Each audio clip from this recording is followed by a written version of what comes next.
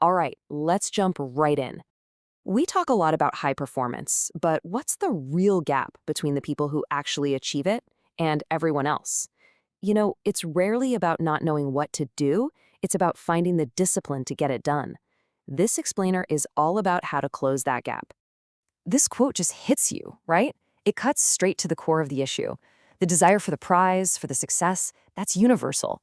But the willingness to actually embrace the process, the daily grind, the discipline, that's what's rare.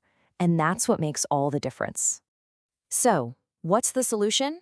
Well, it's this idea we're going to call self-governance. This isn't some secret tactic or a complicated hack. It's the fundamental ability to master yourself, your impulses, your focus, your actions. This right here, this is the bridge that takes you from average to exceptional. Now, the framework we're diving into comes from Stephen Covey's legendary work, and his main point is so powerful. Real, lasting success is an inside-out job. It has to start with your character, with who you are on the inside, long before it ever shows up in what you do on the outside.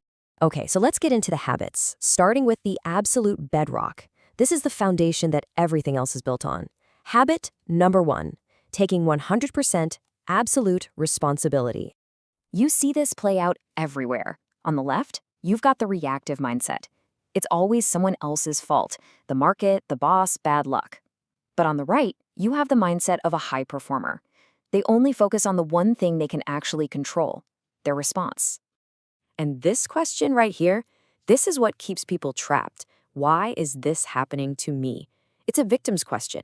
It automatically puts you in a powerless position, like you're just a pinball getting bounced around by life. And bam, here's the shift. How should I respond? It's a question of power, of agency. It doesn't deny that something bad happened, not at all, but it immediately pivots the focus to action and ownership. Honestly, this one simple question can change your entire life. All right, so you've taken ownership. What's next? Where do you channel that energy? Well, this next part is all about creating your personal blueprint, turning that internal vision into real-world action. The key idea here is all about clarity. You don't just start running and hope you end up somewhere good. No, you have to define exactly where you want to go. That's the end in mind. And then you work backward, step by step, to figure out how to get there. And look, this goes deeper than just setting goals. This is about identity. Step 1, who are you actually trying to become? Get specific. Step 2, what does that future version of you do every single day? No excuses. And step 3, which is just as crucial, what do you have to get rid of? What habits or distractions have to go? And this is exactly why that planning phase is a non-negotiable. Because when you don't really know why you're being disciplined, it just feels like a prison. But when you have that crystal clear vision, that same discipline feels like freedom. It feels perfectly aligned with the person you know you're becoming. Okay, so you've dialed in your internal world. But let's be honest, major success rarely happens in a vacuum. The next level up is about scaling your effectiveness by mastering how you interact with other people. These 3 things are basically emotional intelligence in action. First, you have to stop seeing everything as a zero-sum game. Look for the win-win. Second, you have to genuinely listen to understand people, not just wait for your turn to talk. And third, you collaborate to create something bigger than any one person could do alone. This isn't just nice, it's a massive performance multiplier.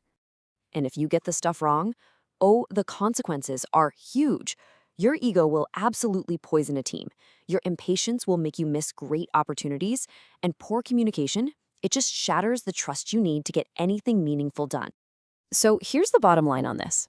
Your external results will never outgrow your internal emotional discipline. It's a hard limit. If you want to scale your impact in the world, you have to scale your emotional control first. It's an absolute requirement. Now for the final habit, and this is probably the most overlooked one of all. This is about sustainability. It's about how you keep performing at a high level for the long haul without totally crashing and burning out. We've all been sold this myth, right? That high performance is just about grinding harder, sleeping less, and just relentlessly pushing. The reality for every single elite performer on the planet is that growth happens during recovery. And that recovery has to be just as intentional as the work itself. You really have to think of your energy, your focus, your health, and even your physical environment as your most valuable assets. You wouldn't just waste your company's money, right? So you have to actively guard these things because they are not infinite. Let's be really clear. Burnout is not a badge of honor. It's a sign of poor self-governance. It's what happens when your output consistently outpaces your recovery. If you want longevity in your career, you have to build in regular, non-negotiable periods of renewal and recalibration. Okay, let's bring this all home. We've walked through all 7 habits, from owning your internal world to working effectively with others, all the way to long-term renewal. So what's the big idea we need to walk away with? This slide pretty much lays out the roadmap to failure, doesn't it? It's so easy to fall into these traps, to react emotionally, to blame other people, to chase every shiny new thing without a plan, and then, inevitably, to just burn out. The habits we've talked about are the direct antidote to every single one of these. And this is it. This is the bottom line. The competitive edge you're looking for isn't hidden in some secret tactic or complicated strategy. It's in the consistent, daily application of these fundamentals. Owning your actions, controlling your emotions, and building a life based on structured, deliberate habits.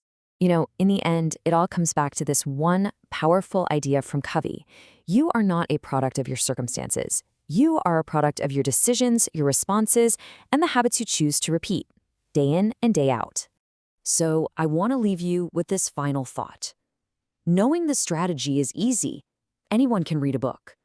The real question, the one that separates the best from the rest, is this.